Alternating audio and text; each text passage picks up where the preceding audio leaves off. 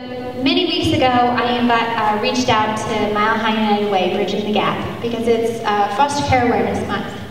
And when the sequestration cuts went into effect, I learned that the vouchers that they give to kids who have aged out of foster care were caught in the middle of that, and that they'd gone on a waiting list. And so I reached out to Bridging the Gap to see if any of the youth that they serve who desperately need that support, otherwise they would be on the streets and homeless, to see if any of their youth would come here. So I'm incredibly proud to introduce you, Daunitia, to share your story a little bit, and you're more than welcome to start us off and ask a question, and then we are also going to hear from Raquel, but I'm going to move over there and not have her come all the way up here.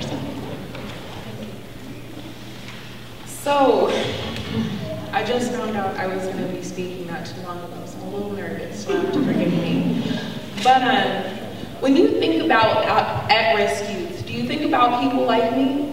Because I'm 21 years old, but I grew up being the victim of other people's decisions for my entire life. When I was born 4 pounds 6 ounces to parents who were severely addicted to crack cocaine. By the time I was a year old, I had been transferred from my mother to my father to my paternal grandmother to my maternal grandmother. By the time I was 10, I was in foster care. By the time I was 17, I had been in close to 50 placements and probably somewhere around 10 to 15 foster homes. It's ridiculous. My entire life I've spent trying to overcome things that were not my fault. When I aged out of the system, I aged out thinking that, it was finally time to make my life be my own.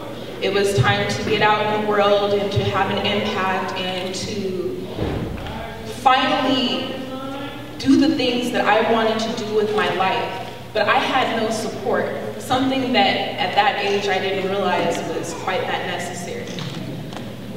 I was 17 years old when I graduated high school. I worked hard. I had a 3.9 GPA when I graduated.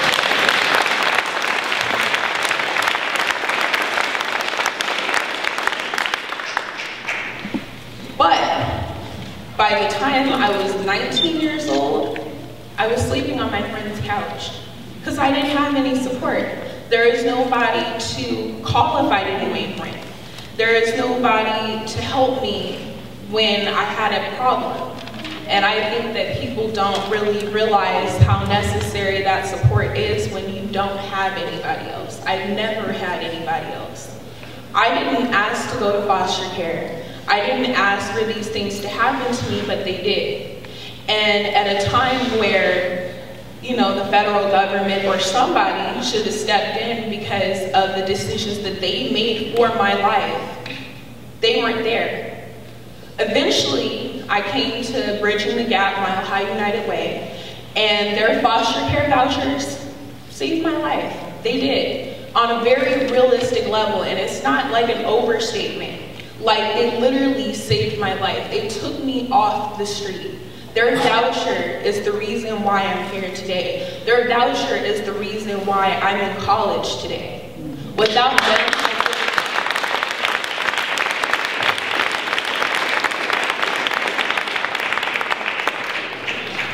but due to the sequester, that funding is gone. Like right now, not tomorrow, not next week, not next year, it's gone now. I just recently spoke to a close friend of mine. And she had a friend who had came out of, I don't know, someplace in Colorado that I didn't even know existed. And came down here to be a part of Bridging the Gap because of their program. She had been doing the same thing that I had been doing, couch surfing, asking friends for help, unwilling people who they're like, oh, well, but we can't help you. And she came looking for an opportunity to advance. She didn't find one. Within a month, she was in a worse position than she was before. She had to go back to the poor position that she was in because the sequester made it so she was on a wait list. She doesn't have time for a wait list. She needs help yesterday. So that's something that I don't think people really realize when you talk about these things. Medicare, yes, I believe it's important.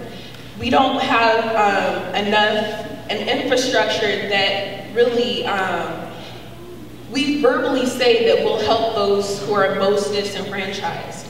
But when it comes to raising our hands and actually putting forth the effort to make sure that these things are taken care of, nobody's really ever there. Whether it be for the elderly citizens of our nation or whether it be for the youth like me, these things need to be taken care of, and the rights of people who can't speak for themselves or, really don't know where to go, they need to be advocated for. And I just wanted to let you guys know that we do exist and we are here.